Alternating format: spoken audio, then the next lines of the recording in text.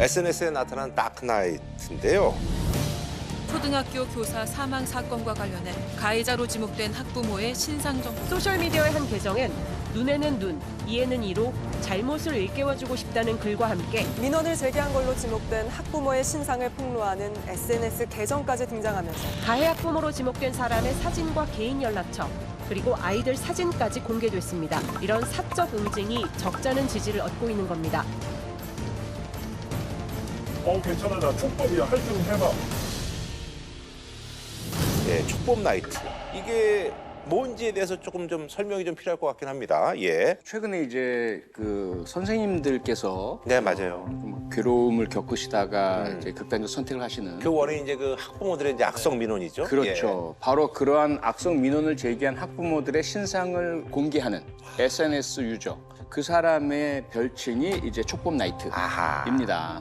이 사람들이 누구고 어떤 직장에서 근무하고 있고 그 위치는 어디이고 그다음에 학생들, 어린이들 신상도 공개를 했어요. 누구누구다. 그 자녀분들. 예, 자녀들의 신상도 공개를 했고요.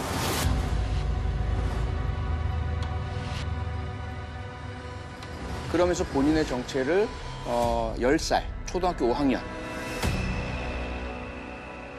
이라고 주장을 합니다.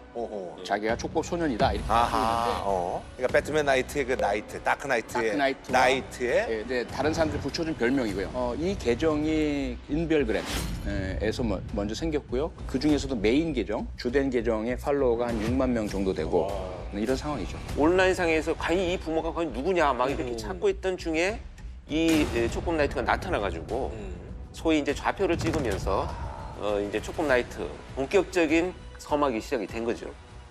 많은 사람들이 어떤 그 악성 민원 이제 공분을 사기에 사실 이런 지금 활동을 하고 있는 게 아닌가 하는 그런 생각을 하게 되는데요.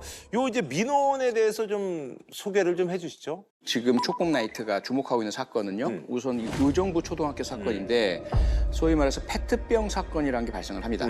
학교에서 무슨 공작 시간이었던 것 같아요. 페트병을 자르는 그런 것이 있었는데 학생 한 명이 커터칼을 사용해서 자르다가 자신의 손을 상처를 입게 돼요. 그래서 선생님이 바로 이제 병원에 데려가서 치료를 받게 했는데 학교에서 만약에 사고가 나거나 다치면 이 공제회에서 보상금이 나오거든요. 맞아요. 결국 선생님이 다 연결을 하고 또 부모님께 연락드리고 치료도 받고 했는데 뭐 저는 이제 깔끔하게 어떻게 보면 끝난 건데. 끝났어야 하는 거죠. 그런데 학부모께서 계속해서 문자 보내고 연락하고 이렇게 된 거예요. 이해가 안 되는 게 예. 이 자기가 된 거죠, 이게 자기가. 스스로가. 선생님이 옆에서 하다가 아니죠. 아니면 그 선생님이 뭐 네. 미술 담당이었는데 그런 것도 아니고. 그러니까 우리가 이제 너무 이해가 안 가요. 근데 왜 선생님한테 그렇죠. 그렇게. 그 학부모 입장에서는 아니 선생님에게 맡기고 아이를 보냈는데 아이가 다쳤으니 선생님 책임 아닙니까? 이게 단순 논리인 것 같아요. 그런 연락이 가고 선생님이 계속 군대 생활 중에도 힘들어하고 이제 전역을 했어요. 근데 나는 저기 본 것 중에서 진짜 놀란 게 군대 기간 중에도 이거를 계속 보냈다는 게 나는 바로 그 부분입니다. 난 이해가 안 가더라고. 굉장히 공분할 부분이죠.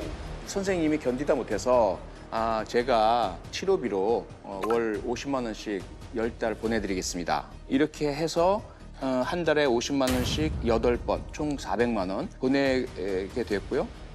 9달째가 입금이 안 됐어요. 입금이 안 되니까 선생님 잘 지내시죠? 2차 수술 예정입니다. 시간 되시면 전화 주세요.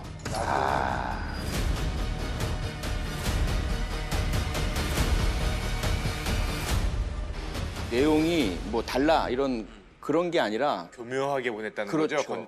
건드릴 건덕지가 없도록. 그런데 교사 입장에서 교사 월급이 많은 것도 아니잖아요. 그러니까. 50만 원이나 보냈다라고 하는 거는 그만큼 얼마나 심리적인 압박감이 컸을까를 거꾸로 보여주는 거기도 하잖아요. 그렇죠.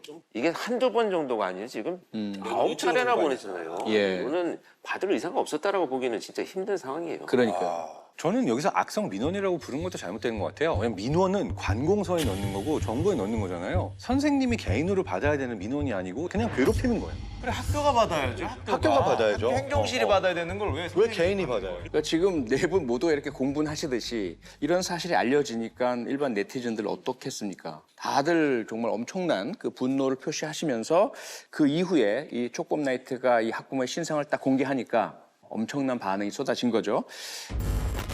거기에 근조 화환들이 쏟아져 들어옵니다. 선생님 돈 뜯고 죽인 살인자 뭐 이런 문구가 적힌 화환들이 계속 답지를 했고요. 근무처는 거의 업무를 못할 정도로 항의 전화가 쇄도를 했죠. 당신들도 공범이다. 이런 전화가 계속해서 쏟아져 들어왔습니다. 그러자 이 학부모가 근무하는 금융업체에서 사과문을 발표를 했어요. 그리고 이 해당 학부모에 대해서는 대기 발령하고 그다음에 직무 정지 조치를 했습니다. 자녀는 그 대학교도 밝혔어요. 어디다. 이 대학에 티켓이 등장을 해요. 그런데 이 선생님께서 이제 그런 선택을 하시게 된 배경은 이 한 학부모만은 아니었던 것으로 보여요. 왜냐하면 선생님이 돌아가신 다음에 이제 장례가 열리잖아요.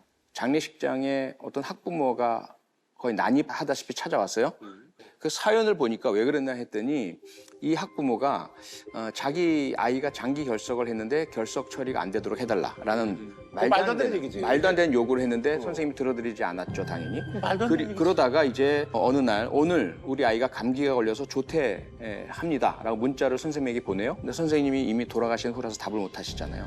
그랬더니 그 다음 날까지 답이 없다고 교무실로 찾아왔어요. 쳐들어와가지고 선생님들한테 어딨냐고, 이 선생님 어디 갔냐고, 돌아가셨습니다 라고 이야기를 했더니 무슨 말도 안 되는 거짓말을 하냐고, 장례식장 어디냐, 여기다. 그랬더니 와서 그 망자가 실제로 사망했는지 확인하겠다고 들이닥친 거예요. 조문도 하지 않고 위로 인사도 건네지 않고 그냥 가는 거예요. 이런 일들이 알려지기 시작하면서 촉법 나이트가 또 이 학부모의 신상도 공개하겠다라고 지금 예고하고 있죠. 예고를 하고 있고